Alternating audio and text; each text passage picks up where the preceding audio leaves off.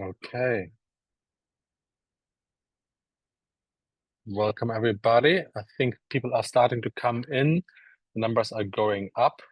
We'll just give it one more minute or so before we kick it off.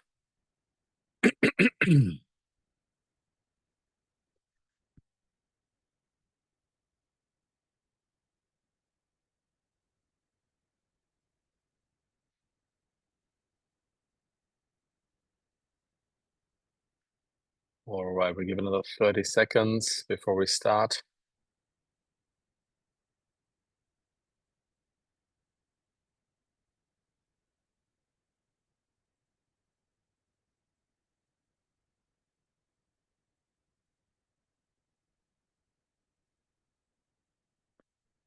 Okay, before we start, can one of the wonderful panelists give me a quick feedback that my sound is good?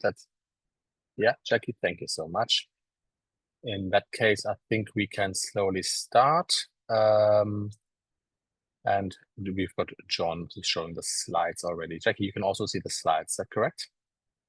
Also good. Okay, so technology seems to serve us well today, in which case I'll officially open this MZN Momentum webinar. Welcome everybody. Thank you for being with us on a very interesting subject that is, I'm sure, on everyone's mind today. That is, how do we diversify beyond grants? Now, a few technical things, a bit of housekeeping. We have activated the captions, which everybody should see, so to make this webinar as barrier-free as possible. We also are recording this, and I understand that my comms team at MZ International will share the recording on our website and YouTube channels within a day or two of the actual webinar. And I would also very much like if you help us by putting your questions into the Q&A button at the bottom, not the chat, because if it's in the chat, I don't know how you manage it. I can't handle that. That's just too many messages there. It feels a bit like my Facebook feed otherwise, and we don't want that. Good. Without much ado, if we could go to the panelists, I'd like to introduce ourselves. I'll make a quick start to put my colleagues here at ease. My name is Christian Meyer Isomatrix. I'm the managing director and founder of Amsterdam International. We are a non-profit for non-profits, and we help fund and build non-profit organizations. And of course, it's the funding part that we are talking here today. I'm based in Germany. I'm in New York next week again. If anybody is around, please feel free to reach out. And I'm joined today by three remarkable colleagues in the sector.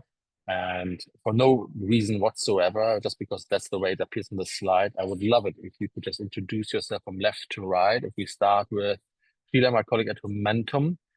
Sheila, would you like to introduce yourself? Yes, thanks, Chris. Sheila Nemi. I work as a technical director at Humentum.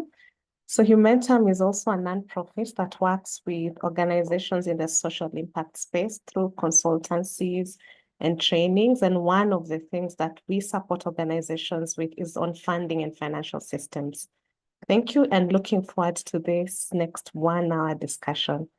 Over to you. I think I can call on Lillian because she's next. Thank you, Sheila, and hi, everyone. My name is Lillian Tamale. I am the manager at SIP Fund. SIP Fund is the grant-making arm at SIP South Africa, and my colleague Jackie will be telling you more about SIP South Africa. So at SIP Fund, we do provide flexible, accessible, and responsive grant-making to civil society around Africa. I am based in Uganda, and I'm currently in Kampala. Over to you, Jackie.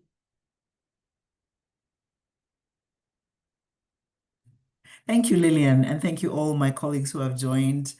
I am Jacqueline Asimwe. I live and work in Uganda. I am currently in Nairobi, and I team lead at CivSource Africa. CivSource Africa is a for-profit organization that serves nonprofits and social impact organizations. And we are literally journeying on this path together towards finding different ways of resourcing a sector that is very important and that has deep impacts and connections in community. So I'm absolutely honored to be part of this conversation.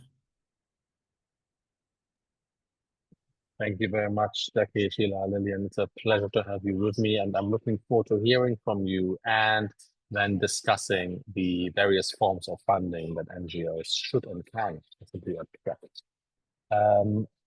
For no reason whatsoever, I am meant to present 3 slides on what we do with our 300 or so partner NGOs across the world, Africa, Europe, the US, in evolving their business model. And I've tried to step back a little bit and thought, you know what would I do if I am back at an NGO? I used to work there, of course, for many years.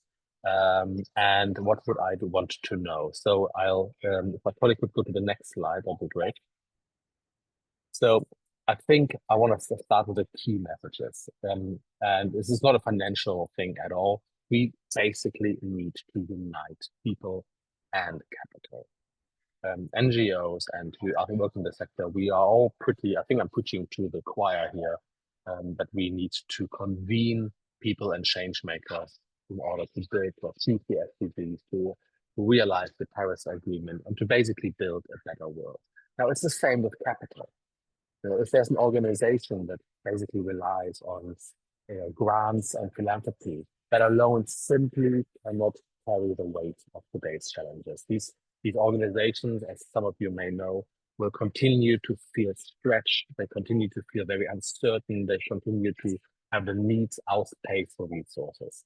And I work with, with my team at NGO Worldwide, who, as I said, we work with 325 NGOs every year. And it is incredible to hear the stories of food distributions being shut down in West Africa, even confirmed funding in South Sudan being on and off as the UN agency has some money, has no money, about, the reality, Jackie is nodding, the realities of life. So, we work with organizations in Latin America and Southeast Asia. They have a 5-year challenge to do some agriculture projects, and then we had 1-year funding windows that is woefully inadequate, and the reporting that comes through it is ridiculous. In that sense, the one thing that strikes me always, the organization has a great program, has a great need, but just the wrong funding. They're too little per se, but the wrong funding and often also delivered.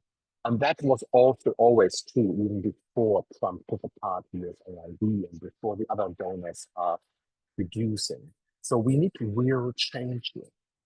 And since we can't control politics and we can't control the general public to just give more grants, we need to change ourselves, become organizations that can unite people and capital, that we can present a united approach to a capital blending organization. Yes, it will complicate our business environment. And we need to accept grants, philanthropy, investments, and other forms of innovative finance.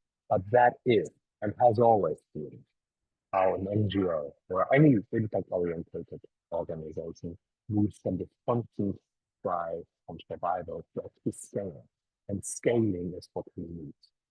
So I would love to briefly show the spectrum of possible funding, just to give, not to make anybody into a finance or innovative finance expert, but in order to show the breadth of funding available. Jonathan, would you mind showing the next slide, please? Thank you. So as we can see on this little slide here, I'm wondering if I can annotate that. I can, look at that. There we are.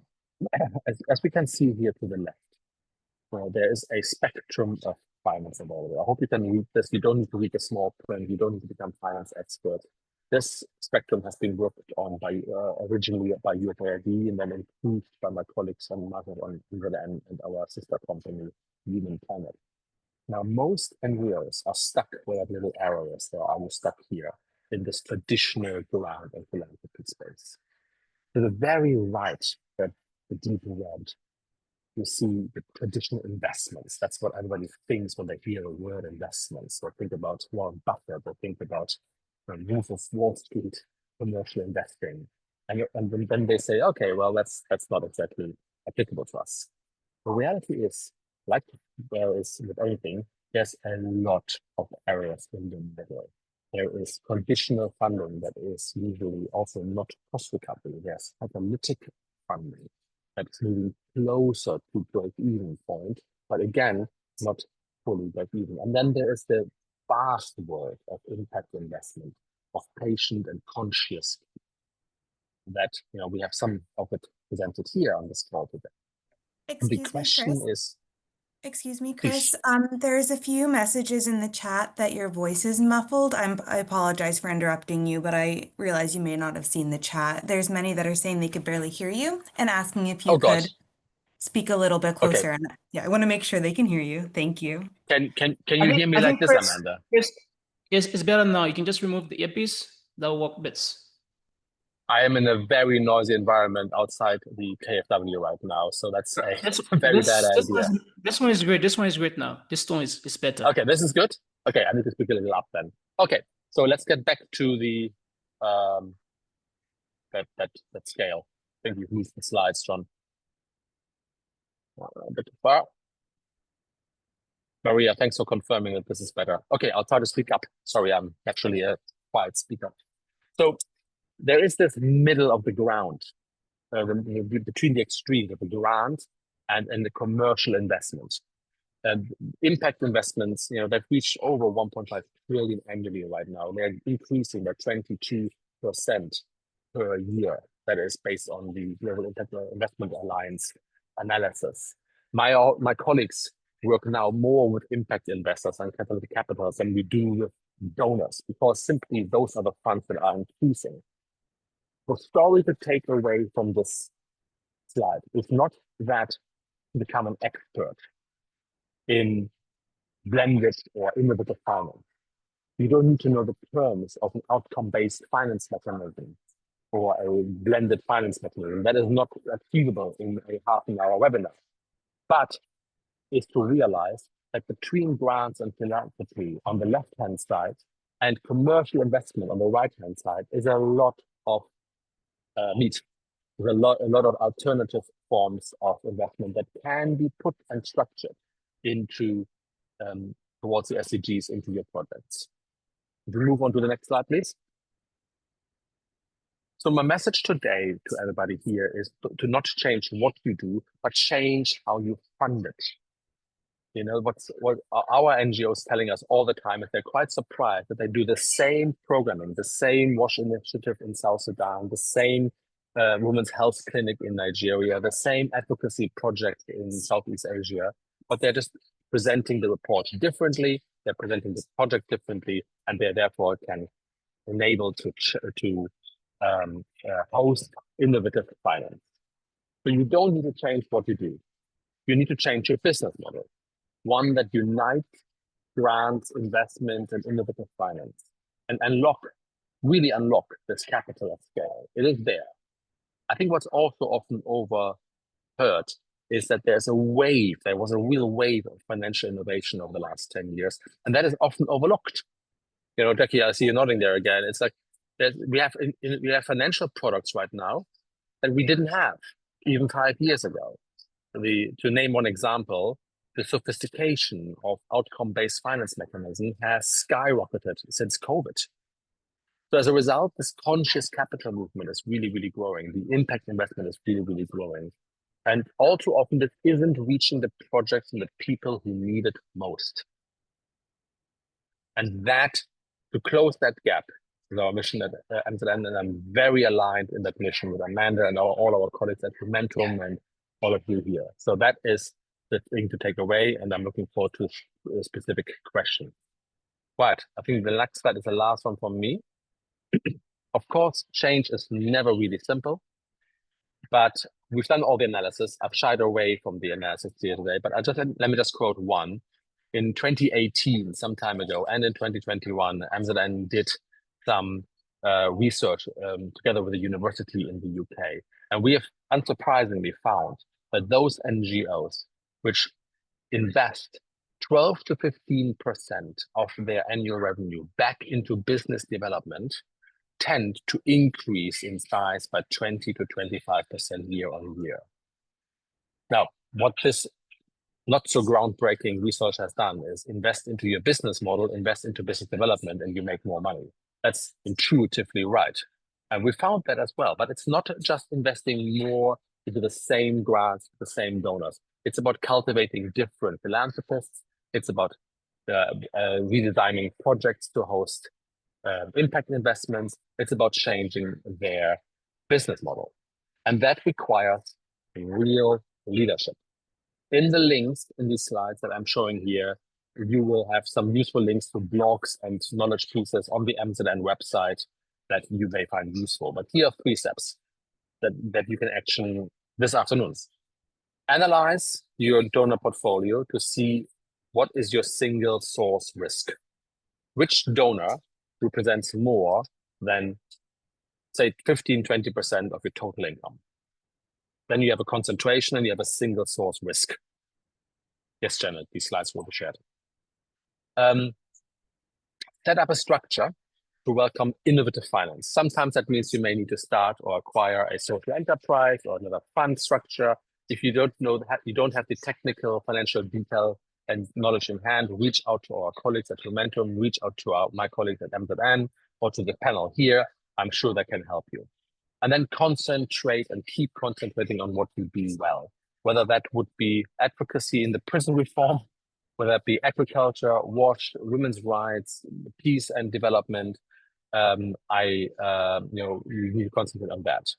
My final message today is you would be surprised what we can get funded by non-donor sources. We've recently finished a refugee entrepreneurial bond in the Middle East, an active conflict zone, where you would have never thought that investment would be attractive. Well, we did it through a layer de-risking structure. I don't want to go into too much details. I can do if there are questions. We've recently done an emergency food program in South Sudan, again, funded by impact investors and by a foundation to use as de-risking. And this move over to tie in private finance is happening at the remaining donors as well, because they realize there is simply not enough taxpayers' money, not enough donation money to ever address the needs we face. So we do need private capital, and that means your business model needs to change. Good. With that being said, it is giving me immense pleasure to hand over to my great colleague, Sheila. Sheila, at the Global Initiatives, your time. Thanks, Chris.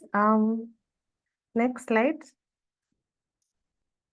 So I think for this portion, I'll just kind of share some of the things we've been seeing as Momentum. And as Chris has said, in the last few months, there's the aspect of financial sustainability. How do you keep your mission alive beyond grants? Even when you have reduced donors, how do you actually keep your organization going? This has been an issue that we've actually seen quite a lot of the organizations we work with wanting support in this. And how we come in and assist is just to create a space where we have leadership and the senior executive team just sit and look at the organization strategy. So where do you want to go? And then link it with a very clear financing strategy in that this is where we are, these are the costs that we need to cover, and this is the gap we need, and then coming up with a financing strategy on how to cover the gap. But I think the main aspect is also challenging organizations to think beyond grants. So if you're not looking at grant funding, if you're not looking at donor funding, how else can you actually be able to keep your mission alive? And there are so many ways of doing this. There are so many models, as Chris has said. There's a lot of financing innovation outside that is happening. We've seen the social impact bonds that Chris has actually said that they're really assisting, MZN is assisting organizations to come up with. You could have corporate partnerships, their community fundraising. We've seen organizations go to the crowdfunding space. But we also have things like reverse calls for funding. And because of the times that we have right now, I'll just look at two models and just give a brief overview for you to just see some examples of what organizations are doing. And this is the earned income models and the social enterprises. Next. So earned income models, what it actually just means is you look at what you're good at as a nonprofit and monetize it. So it's generating revenue by monetizing what you are already very good at. And this could be looking at services, offering services in that area. You could look at, can you actually turn them into products? Do you have assets that allow others to access to at a fee? And it's mainly just leveraging what you already have. And here's just some of the examples. It's having like fee-for-service consulting in your area of expertise. So if you're really good at child protection, you're really good at environmental issues, or even good at monitoring and evaluation, can you turn that into a product, into a consultancy product, and then charge a fee to other organizations to access that service?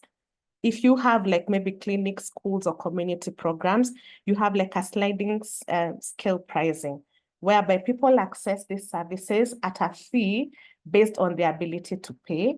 You might have maybe some extra office space or vehicles that you might not be using, or some digital tools that are part of your intellectual property. And you find, are we able to actually rent them out? Is there a demand for that service? We've also had like membership fees or subscription fees. This is something that Humentum actually does. So you have a learning platform, you have toolkits, you have spaces to create community, and then you charge people a small fee to become members, or you can actually turn all these things into digital products. So these are just examples of earned income models. And what it does, it gives you that extra money that's not very much donor dependent, that you can now use to be able to continue doing your mission work and even surviving beyond the grant aspect. Next slide. So when we are speaking with organizations and you want to actually explore more on what earned income model is, we just start by saying the first thing you need to do is map your existing assets. Because as a nonprofit, there must be something you're really good at. These are your assets. Are they skills? Are they services, facilities, any digital tools? Then identify from these assets, are there any offerings that can actually be tested in terms of it becoming a money-generating activity? Like, for example, can you turn your services or part of your intellectual property into a short training session?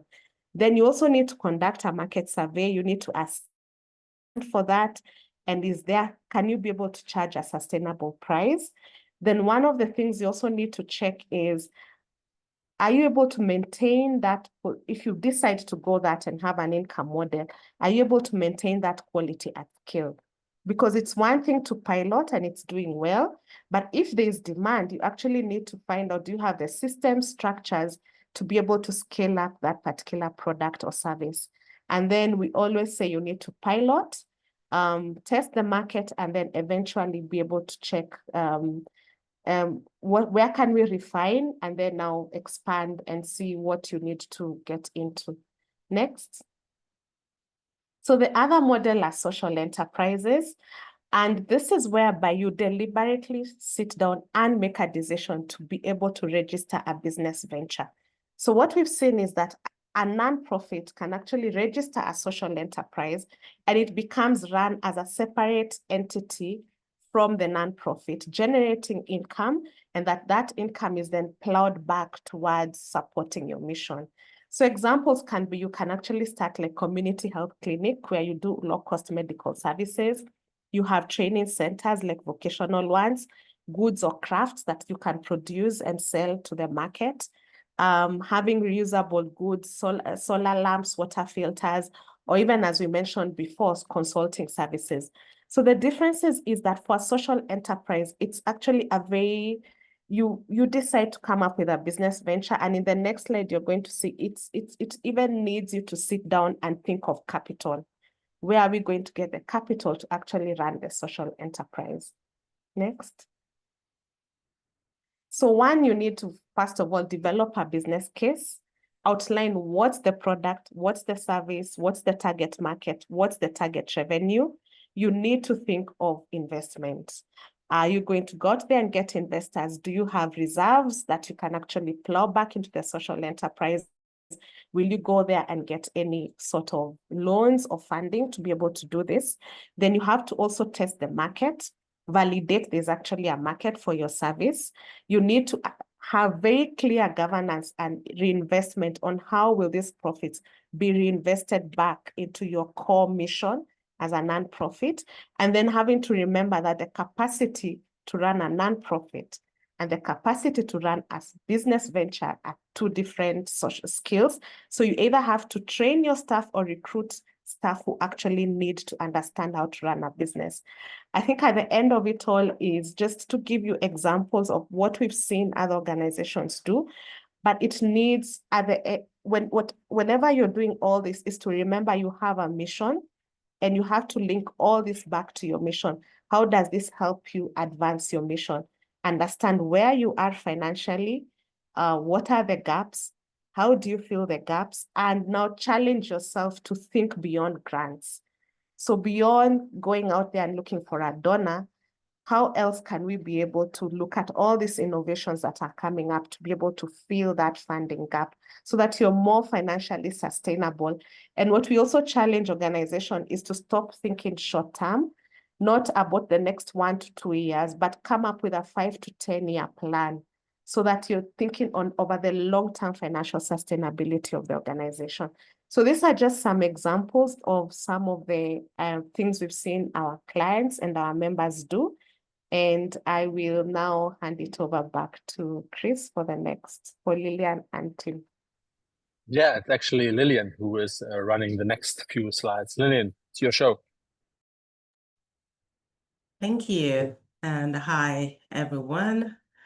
I think we can go to my next slide.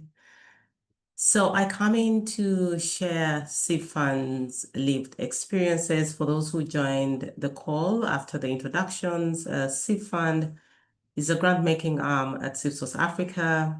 CFund is a feminist fund, and we do provide flexible, accessible, and responsive grants to civil society around Africa. CFund is based in Uganda, but we provide services to civil society around Africa.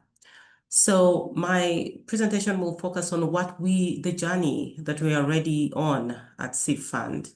So as an intermediary, I think one of the challenges that we've had to grapple with is the fact that because we stand in the middle, we don't own the money that we move. We fundraise from big donors and then move the money to fairly small, much smaller organizations, most of them at grassroots level, meant that we needed to up our game. We needed to move faster and think quickly so that we can, one, remain relevant to the people that we seek to serve, but most importantly, support the ecosystem with tested options of financial sustainability.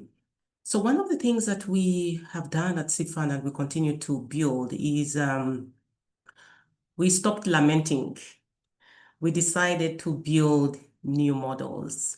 So at CFund, we think about grants differently, and I was happy that Chris and Sheila, you came ahead of me, and I think you made mention of I think Chris, you called it new business models. So at CFund, we're already on that path. Yes, we're already on that path to say that I think one of the biggest challenges that we see civil society organizations grapple with is the way grants have been, fashioned for us to think about. For those people who have been managing organizations, we are thinking about grants differently and building new models. And so where we're at, we have disrupted what we call the RIA cycle. The RIA cycle is the receive, implement, account. Most of us know that. So you receive, you implement, it's December, you have to account, because if you don't account, you have to take back this money. And that is what traditional donors have done to many of these organizations, right?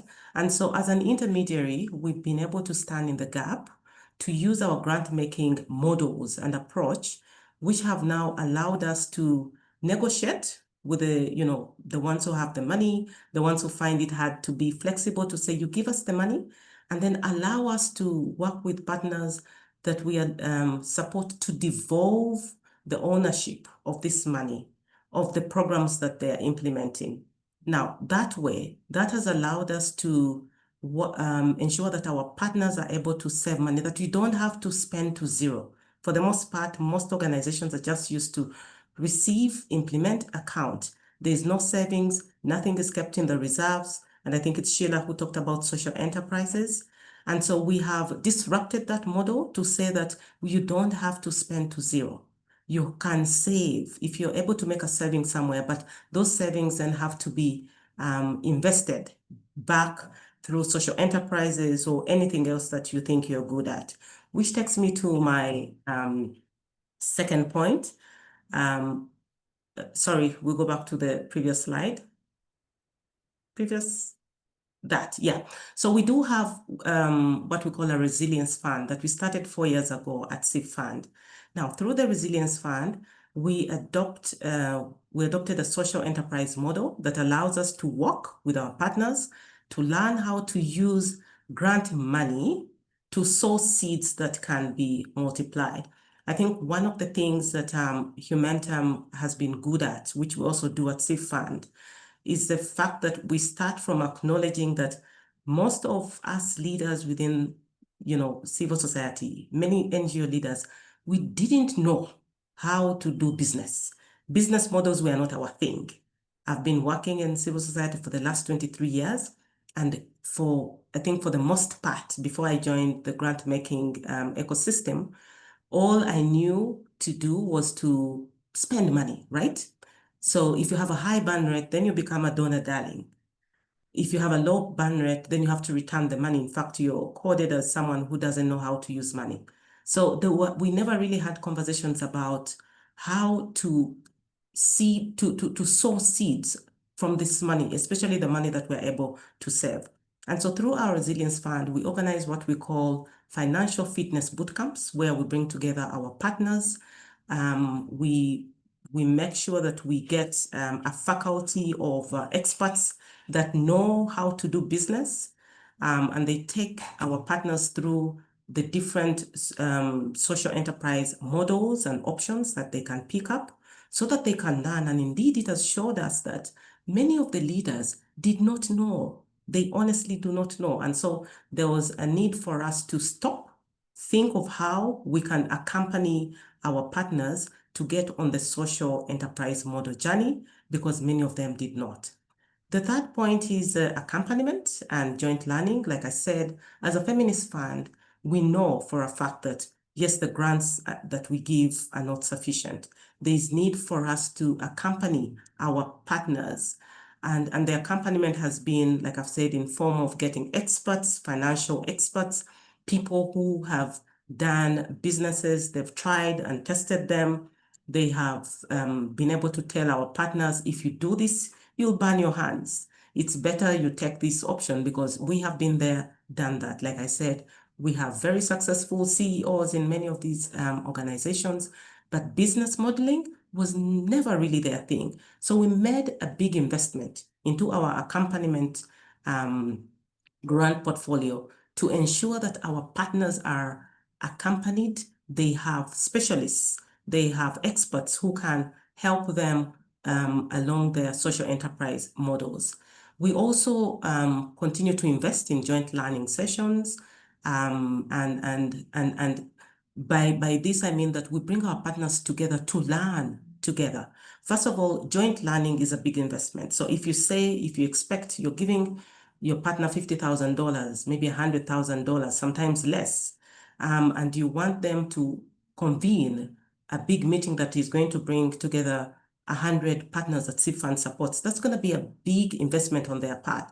So as an intermediary, we pick up that cost, and that allows our partners to save. First of all, they learn together. They can even be able to pivot in certain spaces, but they save dollars. And when they save, our advice is that invest that money into your social enterprise. Put it on your reserve. Make sure it continues to grow. The next slide. The other lived experience that I would love to share that CFund has done is we have adopted an intersectional approach. So because we are an intermediary, we know that we still hold the responsibility of, a big fundraising from big donors, especially those who have challenges with moving small money. So through our intersectional approach, we've been able to work with already existing partners and have been able to, fundraise on their behalf so that we give them additional resources. And sometimes these resources are then invested into their programming. But for the most part, we also encourage them to put money aside. In fact, for us at CFund, for all our partners, in our contracts, we encourage our partners to put at least 10% of the grant money that we give to them should be put on your reserve account or your social enterprise. Why?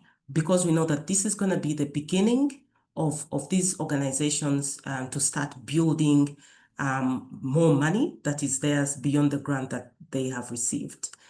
Through our feminist approach, we have also been able to fundraise money from big donors. Like I said earlier, working as an intermediary puts you in an interesting position because you sit on tables of people who have money and they want to move their money, but then they move it in different ways that many times do not even allow them to move money to the different, especially the small entities. And our argument is civil society is not equal to NGOs. So when you give to NGOs, it is not enough for you to say that you've supported civil society. How about collectives, activists, and small initiatives? So we've been able to fundraise money, and through our contract relationship with the big donors, we commit to ensuring that this money will be put to good use. We need to move small amounts of money to grassroots partners, and then we work with our partners to focus on maximizing impact, but also to make sure that they're able to invest whatever they're able to serve, either through their social enterprises or the reserve funds. And finally, we are a learning organization. As a feminist fund, as a learning organization, we take our role seriously by passing on whatever we have learned. There are things that we know for sure have not worked. There are things that we have tested. There are models that we know we ourselves have wasted time, and they really haven't yielded. And so our role as an intermediary is to also pass on this information to our partners in a timely manner that will then allow them to build more money beyond the grants that they receive. I think I'll stop here and hand it back on to you, Chris. Thank you. Thank you so much. I completely agree with you. I'm sitting with my colleagues every day with impact investors and funds and other structures who say, look, we want to move this money into good projects, and they just can't find it, as you say, Lillian. Fantastic. I think we are hearing from Jackie next. Jackie, it's over to you. Chris, just to check how much time do I have so that I use it well? 5 minutes. 5 minutes. Okay. Otherwise, we don't have time for questions. Although at the moment, yes. Can I remind the audience, there are no questions on the Q&A at the moment. If you have any questions, please put them into the Q&A box so we can get to all of those in time. Okay. And please also remind me who you would like to ask. Okay. Okay, so mine is really to share a very quick testimony that I have been in the nonprofit space since I left university, so many, many years. And we came into the nonprofit space very linear, very single-minded in that sense. And so a lot of what we are learning now is literally in the last 3, 4, 5 years. And the testimony that I wanted to share is that I understand when my fellow leaders and colleagues in the nonprofit space struggle, because a lot of it has to do with the mind. A lot of it has to do with what we see or assume as possibility, how we were taught to fear risk, how we were even taught to fear money, because like Lillian said, receive, implement, and account. And moreover, you're accounting to a donor in the, it was so one-sided that we have to understand that and be patient with ourselves, but also be willing to learn. And I know the struggle, I get it.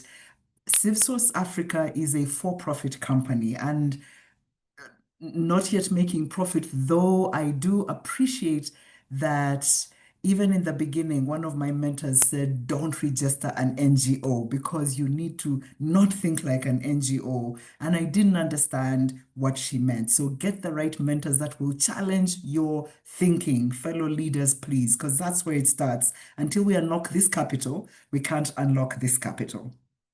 So the two go hand in hand, and it is learning and falling and failing and crying and coming back. So unlock your mind, get mentors that will help you, sit in spaces where you're learning. Leaders, what are you reading? Because all these resources are out there. So if you fear to learn alone, sit in a group together and learn together and try together. Also know that it's a journey of trial and error. You won't get it right the first time, but don't fear to fail forward alone and with your team. And as you change your mindset, understand that you're also needing to change the mindset of your team, of your board. So it's mindsets at various levels, because like I said, we've been locked into one mindset for a long time. And then the other thing that I would share is, yes, the experimentation with services. We tried at CivSource Africa we started, we do leadership services. We said, let's try and charge a fee. You even fear to say, how much will this actually cost? How do I even know? And you charge a thing and you're even afraid, you feel like you're a fraud asking people for money. So it's all in our minds. So we tried it and we've tried it again and we keep trying. So keep going, don't give up. It becomes second nature at some point. It becomes second nature. The conversations we now have at CivSource are money conversations in a different way, in terms of, are we making it? Because we know that we need to plow it back. So part of what we teach, as Lillian said, is even for leaders to have a different mindset about money, a comfortable conversation with money and with their donors. Because first it's you, and then push back and challenge and understand that if that donor is resisting, they're not probably your best partner, because are they vested and invested in your growth? So start to have those conversations. Is it hard? Do you go in with shaking knees? Absolutely. But that's why you need to surround yourself with the right mentors, with the right teachers. And lastly, networks. Who are you in conversation with? One of the things that I did most recently, 2 weeks ago, was join the ABSA. They have a business club. So I'm trying to also get out of just the nonprofit space. We are good, absolutely. But if I need to learn, I also need to place myself in spaces where I'm learning from those that are doing well. So what places are you networking in order to learn from those who are doing it well and who you can sit with and say, teach me? That is where I will stop. Thank you, Jackie. I completely agree. Many people, who've been coming of age in a way that, purely in the NGO sector, have spent their time burning money, spending money, accounting for it, and that is a fundamentally different thing than actually working in a different funding stream. But although also particular in Africa, when I travel a lot and extensively in Africa every month nearly, and I have never seen better business people in the world. So that gives me a lot of comfort that their skill there is sky high, in fact, and you just need to harness that for the NGO sector. And maybe the realization then is, I can actually deal with my NGO the same way I deal with my side business, my side hustle. Good. I think can we go to the next slide? There's a bit of help. I just want to announce that MZM has started and launched earlier this week a number of AI agents that help you find the funding you need, grants and philanthropist funding, and not just finding it like you do on DEVEX, but also then write the proposal straight away. You can sign up to these AI agents right now. You can watch an AI live demo at any time. You can reach out to us if you need help, and you can subscribe to it. This has been done in the attempt to bring down a professional proposal writing service to anybody who cannot afford a human consultant. So the costs for that are less than $100. I think there's even a free basic model and then a $50 model. So this is affordable to a lot more. Our mission is, as I said initially, to build better NGOs. And these AI agents make a huge difference. There's one, for example, that scrapes off into, and identifies funding opportunities from over 3,000 individual philanthropist funds, donors, foundations, and of course all the big ones, the UN agencies, the FCDO, the KFWs, etc. in the world. So that makes donor mapping a lot easier at a very good price. So feel free to go to ai.mzninternational.com and play around with it for a month. I'm sure you'll find it useful. And we keep launching AI agents in the next few weeks. They will be continuously improved as well. There's also a WhatsApp community you can ask for technical assistance. That's brand new. And then if you go to the final slide, John, please.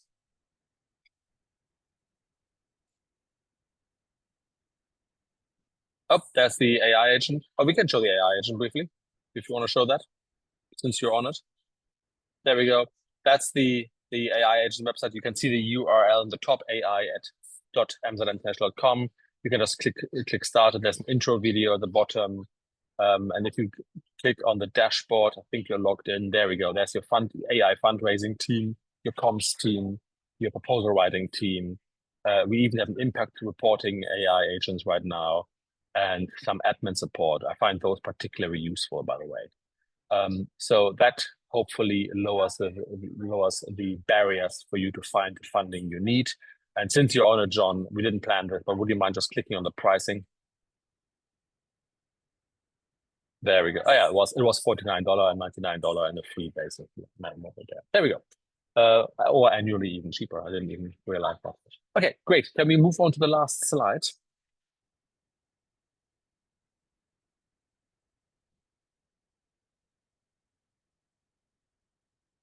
Great. There's two more AI upcoming events. Cedric, my colleague Cedric and Jonathan, they are doing a talk next week about impact reporting using AI. Again, these impact reporting AI agents which we use helps with the M&E a lot. And then generally on the 9th of October, we are talking about integrating AI into your workflow. Again, that is to lower the costs of the operations. If you look at the MZN website as well, and the Humentum website as well, there's lots of webinars and content there that you can use, including proposal writing, how to approach for grants, how to manage them in terms of navigating this interesting funding landscape. So hopefully, Jackie, all these things help then people feel more comfortable with the notion of money, right? Like you said. And I think that's the last slide. Is that correct, Jonathan? Yes, that's correct. Now we just go to the Q&A. Perfect. Then let's stop the screen share. There's only one question, so we might actually have a timely finish. Mary has a question for you, Jackie Siffund. How is there enough funds and grants to allow for saving of 10%? Not entirely certain how that question is being meant. Does that make sense to you, Jackie? Yes, and I will let Lillian answer that because she talked about that in our resilience fund. Lillian, over to you. Nicely played. Nice hand on the ball. If anybody has any other questions, please put them in there now. Otherwise, we will finish after this. All right. So yes, I think I'll respond to that question by speaking to a key word, which I call intentionality. So as a feminist fund, we understood early enough that we have to be very intentional about supporting our partners to build their financial muscle.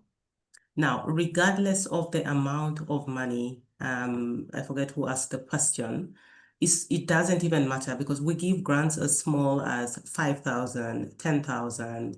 In fact, our large grants are, I think, 50, 100 has been the biggest. So regardless of the amount, our argument as a seed fund, because we know where we are going, like I said, that as a learning organization, we've been there, done that. Our hands have been burned in certain ways that we do not want our partners to go down certain roads. And so 10% of, even if 10% of one or two is what we ask. So if you're getting a grant of $10,000, we ask that put $1,000 into your reserve, put it into your social enterprise. So all our partners are aware that you work with 90%. And like I said, even this conversation never really came easy because like I noted, and many of us know that we're coming from a history where you have to receive, implement, and account. So we're even when we gave this option to partners, we're like, really? How? And so we had to go into that journey of the financial fitness bootcamp, where every single, for the partners under our resilience fund, all the money is actually put in a social enterprise. But then for the other partners, we say at least 10% of whatever amount, big or small, we start there. We have amazing stories, and I think one of the stories that Jackie has told before, and I hope you haven't told it to people on this call, Jackie, so I don't sound stale, is a partner with whom we started with 10,000, and without any additional funding now, that partner has 60,000. 4 years ago, started 10,000, and that was all. But now they have a working budget of $60,000, So it is that powerful, the intentionality. It doesn't matter the amount. It is, you have to save 10% for your future to sustain your efforts in the future. Very good. I completely agree. And incidentally, that's how I pretty much manage my private funding as well, by the way. There we go. And teach my kids to do that, although they keep spending their money on chocolate and ice cream. We have a question from an AI user, clearly. If we look at the Q&A, and it's basically a broad one, that we answered broadly in this call. How can NGOs in Southeast Asia reduce dependency on traditional grants? I mean, I think that's the point of the entire conversation we've had here. It's the diversification that is absolutely necessary. Whether you're in Bangladesh, Nepal, or Sri Lanka, we have a lot of partner organizations. We've launched, in fact, an individual finance product in Bangladesh and Nepal just last year, where we are funding social enterprises through blended finance. So these funds are popular, they are fully funded, they work. It requires a certain entrepreneurialism, and as my colleagues say here, a certain, not being afraid of doing something new in order to address that. So I'll move on from that. Lynn, you've asked the question, is that on top of your indirect cost rate? I can see where Lynn is very much in the NGO mindset. Lillian, would you like to answer that again? Is it more Jackie?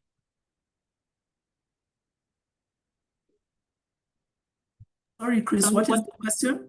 Yeah, I also Lynn Jennings asking if that I think she's referring to what you just explained, is on top of your indirect cost rate. I'm not sure I think what she means is the 10% that the organizations, you ask them to put aside, is that over and above what we call the cost recovery or indirect cost rate? Because usually we advise organizations that you need to keep a certain percentage to cover your indirect costs that you can't attribute to programs. So they're asking now the 10%, is that over and above that indirect cost rate?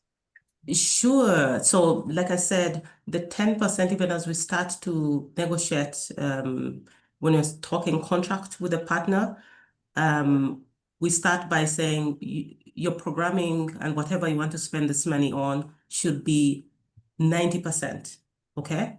So think 90% because the 10% should go to your reserve. Okay, so don't even think about it as you're programming for it. It is money set aside. That's why I mentioned the word. We're very intentional because we know that it is critical. But and I'm glad that she's asking that question, because even with the partners that we started to have these conversations with, the shock that they, that we received in terms of feedback was that, oh, should we really do that? Like, is that even right? And we're like, of course it's right, because for the most part, most of these, seasoned CEOs that have run organizations, $1 million, but there's no single dollar that you can put aside to save. So we're saying when you receive a grant from SIF Fund, 10% should be on the reserve. Start programming and planning with your 90%, and it's already yielding. Fantastic. Fantastic. I think that is pretty much covering all our conversation. There was a lot in that conversation today, a lot of new ground. I want to thank you all for joining this webinar. Thank you very much to my fantastic colleagues for this. I hope we see each other in person very soon in Nairobi, in Kampala, and in a very rainy Hamburg here today. Amanda, the MZ and Umentum partnership is, just beginning, but it's off to a very strong start. Thank you so much for organizing this webinar.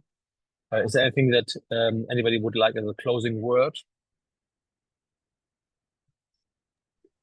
As one proverb says, I think it seems scary until it's done, or it seems impossible until it's done. So Absolutely. it might seem overwhelming, but take that first step, whether it is to buy a book that teaches you or get onto the resources that have been shared during this. Just take that one step. Don't try to eat the whole elephant, bite a little piece. Absolutely. I think it was the famous and personal hero Nelson Mandela who said something along those lines. It always seems impossible until it's done. Absolutely. Amanda, anything to add from your side as we wrap up? I'm very grateful to all of our speakers and panelists today. This is really engaging and interesting webinar. So thank you to our participants as well for coming with such interesting questions. Please stay tuned for the follow-up email where we'll be sharing these slides out as well as the resources, and stay tuned for more exciting pieces in the works from Humentum and MZN as well. Thanks, Chris. Thank you very much, everybody, and have a wonderful evening, morning, wherever you are. Thank you. Goodbye. Bye.